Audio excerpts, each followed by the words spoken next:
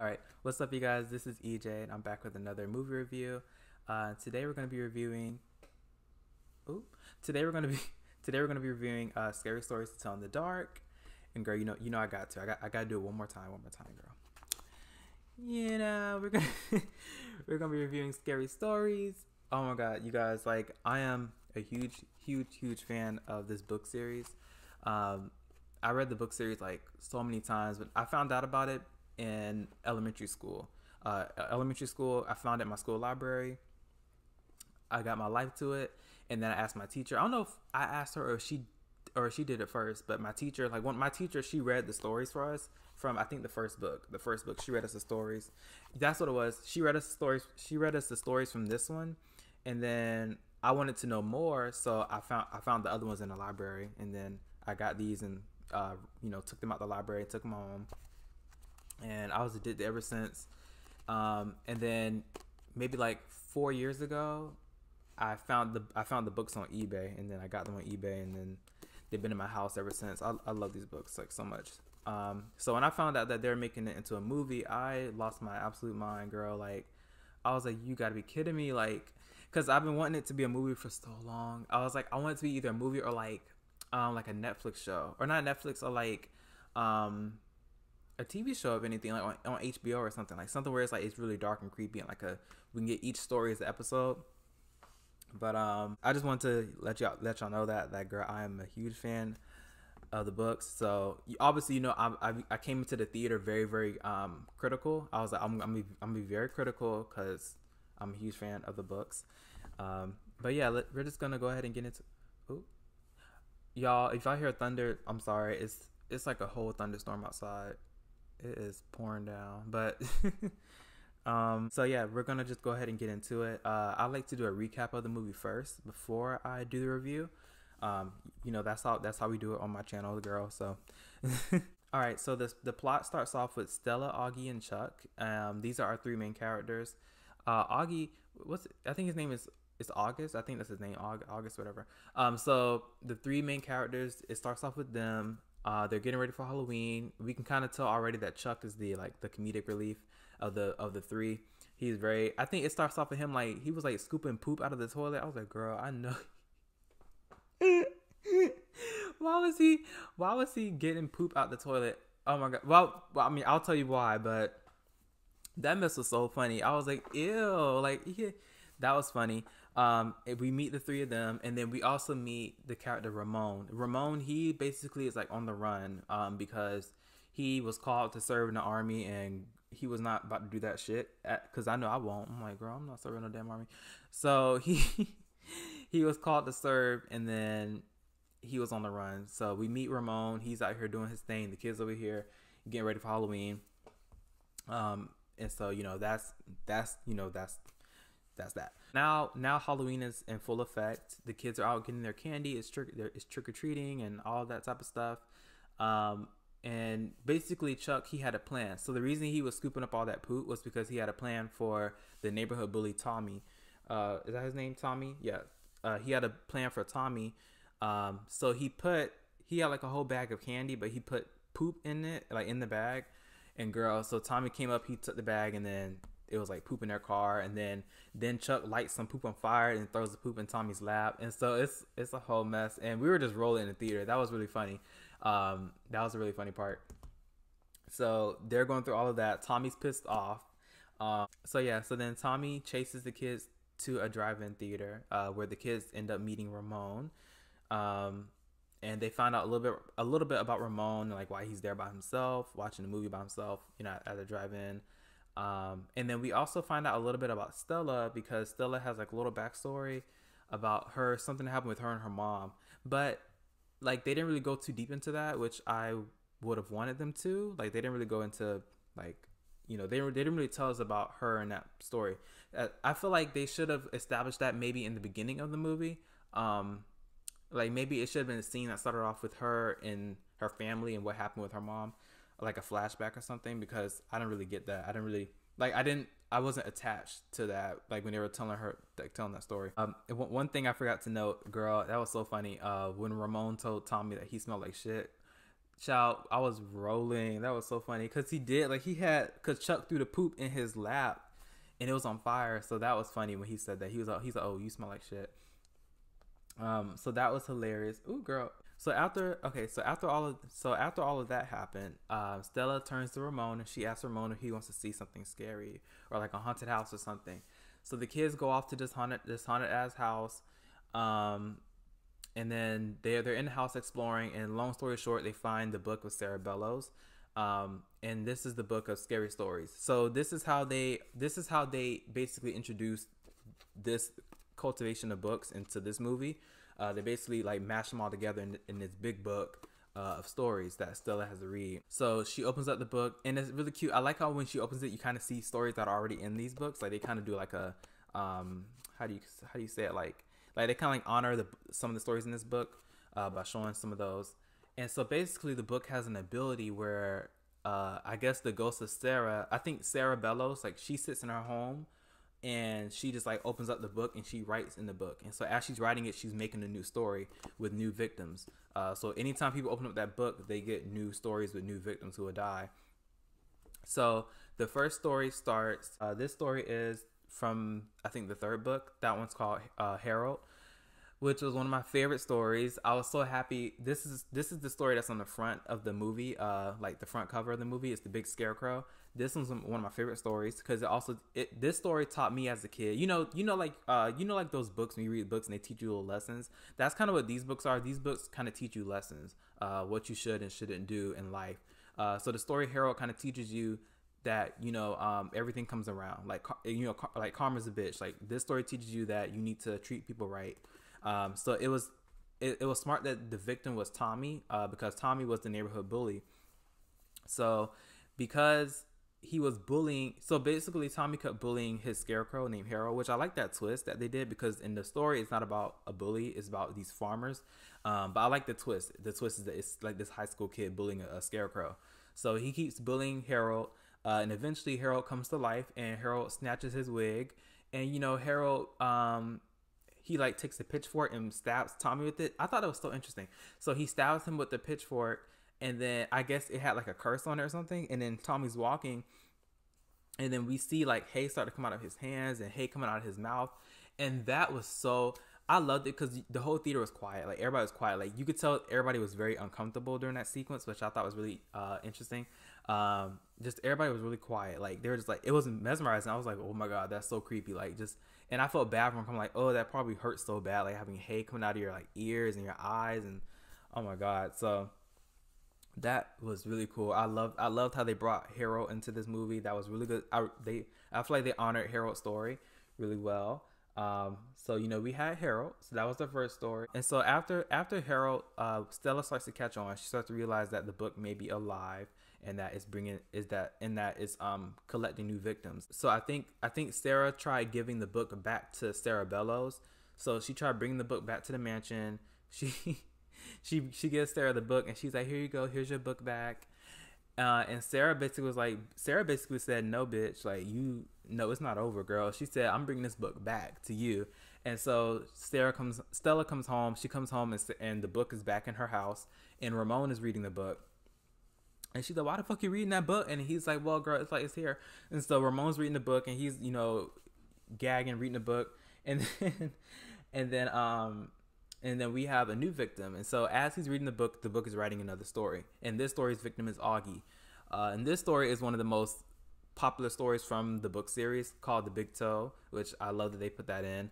And so basically in this story, Augie's the victim, and he's about to eat soup, and the soup has a toe in it, which they're screaming at him on the phone, which I'm like, I know he hears them. Like they were like, don't eat anything, Tommy, don't eat anything. Like just please don't eat anything. Like for right now, just don't eat. And he gonna sit here and still eat something, as they just said. And then I'm like, why would you? I know a lot of people don't, but when I eat food, I usually look at what I'm about to eat. Like I usually like look at the spoon before I put it in my mouth. So I'm like, why is he not looking at the spoon and sees that there's a toe in it? I'm like, why would you not look at it first? And like, and then, but I think in the story, if I'm correct, I think in the story, did the man give the ghost her toe back? I don't think he did. I don't know. But Tommy could have, Augie, he could have just like, because he did spit the toe out. So I'm like, he could have just gave her the toe, like, here's your toe. I don't know, but yeah, he was the next victim. He gets dragged under the bed. Girl, he was scratching the floor and all. Girl, he scratched that floor. He said, ah, like. I was like, not scratching the floor. that's not funny. But it's just like the way he scratched the floor. I was like, ooh, I like the way he like scratched the floor. But yeah, she collected Augie. So Augie, he was dead. So he died next. So next the kids are having a whole meltdown. Stella's like, oh my God, it's my fault. I did this. I took the book. I'm killing my friends. And so as they're having a meltdown, I think they're trying to do research, like trying to find out what's going on with the book, like why is it cursed? And while that's happening, Ruth, who is Chuck's sister, she has like a pimple on her face, which I loved how they did that. So that one is the story called The Red Spot. I don't know which book that's from. I think that's from the third book. Which might I add, I think they used a lot of stories from the third book, which I like that. The third book was really creepy. I loved how this one had a lot of. This one, in case you guys want to read this one's called More Tales to Chill Your Bones. This one had a lot of really, really scary stories. So I liked how in the movie they kept having her with this pimple on her face, kind of like adding up to The Red Spot. But I was confused though because Sarah didn't write the story yet. So I was confused as to why she had the red spot on her face because the story wasn't written yet. But maybe it was just build up. I think it was just build up. Or maybe she already had a pimple, but then Sarah decided, oh, let me use her pimple as a story. Like she has this pimple on her face. Let me utilize that as a story. That probably makes sense. But so Ruth is the next victim. She's going to like a dance recital or play, and then the pimple's real big, and the pimple is getting so big to the point that she tries to pop it, and then a spider leg comes out of it. And girl, that was so terrifying because I hate spiders. So, and I remember when I read that story when I was a kid, and I was like so terrified because I hate spiders. So I'm like, imagine just being covered in spiders after you. Oh my God. And so she pops a pimple and she's covered in spiders. And I thought that sequence was really cool. I just thought her acting was amazing. You know, just like she acted just like how anybody would act when you're covered in spiders. Like it was really, really. She killed that. And so the kids come in and they get the spiders off by pouring, I guess, water over her. And so they basically saved Ruth from her story. So she didn't die from her story, but instead she was sent off to insane ward, like in a mental asylum. So they did try her. I'm like, you try her, girl, by sending her to a crazy house. I'm like, so after Ruth goes through that, the kids decide that they need to go to like find out more information about Sarah. So the kids go to a red room, and the red room has information about Sarah that tells why she was put in the basement of her house. And we basically find out that Sarah was being tortured by her family, her brothers, I think it was her brothers. Her brother, he ran like the mental asylum. And so, or I think he was one of the doctors. So he basically was like abusing his power and torturing her because Sarah found out a secret about the family and the family basically was poisoning the whole town by putting metal and like different chemicals in the water that people were drinking. And so I guess they were just poisoning the whole town. So Sarah was trying to tell people like, oh, you guys, they're trying to poison y'all. So they were torturing her because she was telling the truth. And that was like really sad to hear. So while they're over there getting that tea, they're getting that tea about Sarah, Chuck is over here doing the most because Chuck had a dream that he was in a red room and a scary lady was looking at him. And so he's having a whole meltdown because the room that they're in getting information from says red, but it stands for something. It's like reading something like the red stands for like, it's like a, what do you call it? Like an anagram or something like that. Or, I forgot what the thing is, but it's just the red stands for something else. So he's taking that as red means the lady gonna come and get me because it says red. So he's having a meltdown and he runs away from his friends, which was so stupid. I'm like, why would you leave them? Like, if you feel like someone's gonna come get you, just stay with your friends and have them like help you and defend you.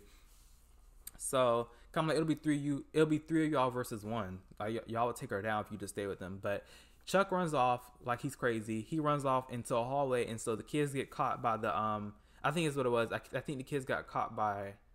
No, not that. The guy, he was running like crazy, and he alerted these guys next to him, and so the guy set off an alarm, and so the alarm makes the whole hospital turn red, and so he's trapped in this hallway, and it all turns red, and that's when we meet the lady from the story, the big white lady, And I thought that was so cool how they introduced her story. So her story is called The Dream. I think The Dream was from the third book. That story is so terrifying, girl. It's not terrifying. It's the illustration. Which, girl, let me try to. I think I can skip to it. Oh, it's right here. This illustration is so scary. But I love that they did it just how she looks. Like they literally did the exact same design for the movie, which I thought was a smart move because she's terrifying. Like when I saw this as a kid, I was like, I remember I had to read the story like this. I'll read it. I'll be like, I'll be like this, like, so yeah, girl, Lucy did this. I'm like, I had to block her out because I'm like, girl, I don't want to see that as I'm reading the story. Like, I remember literally having to like bend the book back because I didn't want to see that. So I love that they included her into the movie. But her story actually isn't scary.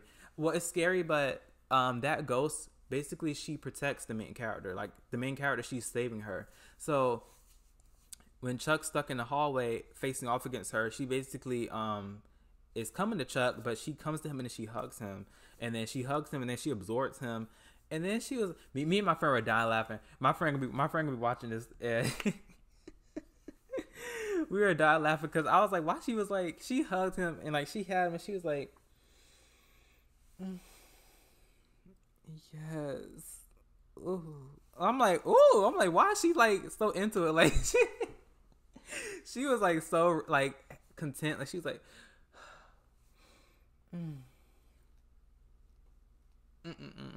like she felt so good after she absorbed his body. I'm like, but I think my theory is that she basically saved him. I think that ghost, because in the book, she's not a bad ghost. So I think she saved him from whatever was going on. So maybe she felt like he's safe from this evil ghost of Sarah Bellows. Maybe maybe in the second movie he'll come back saying like, oh, that ghost took him somewhere safe or something like that. Maybe, I don't know. But so Chuck got snatched up by her, but it was a scary sequence. I will say that. Like, I felt so sad for him because he had no escape. Like everywhere he turned, she popped up. Like he could not leave. Like she was surrounding him. So that was definitely very scary. I thought that was, like that was just so eerie the way they did that. Eventually, the kids they get arrested, and they end up going to the sheriff's office. And the sheriff tells the kids that, oh girl, Ruth got sent to the mental asylum, girl, because Ruth is crazy and y'all know what you're talking about. And then he clocks Ramon and he tells Ramon, he's like, oh, and you, mister, girl, you've been running from the cops, you've been running from the feds because you're called to serve in the army. And then Ramon's like, oh my God. And so so he's trying to tell Ramon that he needs to serve time in the army. But so that whole thing, he's trying to tell him he needs to come over there. So as the kids are in the cells, the sheriff is holding the book, and as he's holding the book is writing a new story. And this story is the story of Mitai Dotai Walker. And girl, that story was really interesting from the book. And so the guy comes down the chimney, and the sheriff looks at the head, like the head falls down the chimney, and then the head talks to him. And the head's like, Mitai Dotai, and then the sheriff just looks at him. He's like, oh, F this, and he's like, shoot him in the head. I'm like, forget all of that. And then after that, the rest of the limbs come down the chimney. But I'm like, you just heard a head talk to you. Like, you should be like, oh shit, like something's going on. Let me go grab the kids or something and get them out of here. He just standing there the whole time just watching it. So the creature comes together, and then the creature snaps his neck, and then the sheriff's dead. Which I'm like, girl, good riddance. I'm like, girl, I couldn't stand the sheriff. So then the creature comes over to the cells. And so Stella gets the keys from the sheriff's dead body. And then she escapes with Ramon. Her and Ramon run. And then Ramon tells her to go to the house and tell Sarah to stop this because, he's like, Sarah has to stop it. So Sarah decides to run Stella runs to the mansion to confront Sarah Bellows. She gets to the mansion. She gets to the mansion to confront Sarah, and then Sarah basically transports Stella to a different world. And when she transports her, she transports her to her world so that Stella could see the world from Sarah's point of view. And so now Stella's running around the house, and the people in the house think that she's Sarah. And so that was really cool. That was a cool kind of trippy experience. I thought it was really interesting. Like, we basically saw what they did to Sarah, like what they were doing to Sarah Bellows. And so they dragged Stella down to the basement. she's screaming, and I guess like Sarah was like, oh, you know, like now you get to see my point of view and like what happened. And so as they're down there, that's when Ramon tells Stella to he basically tells her to tell Sarah the truth. Like he's like, tell Sarah like what, like the truth.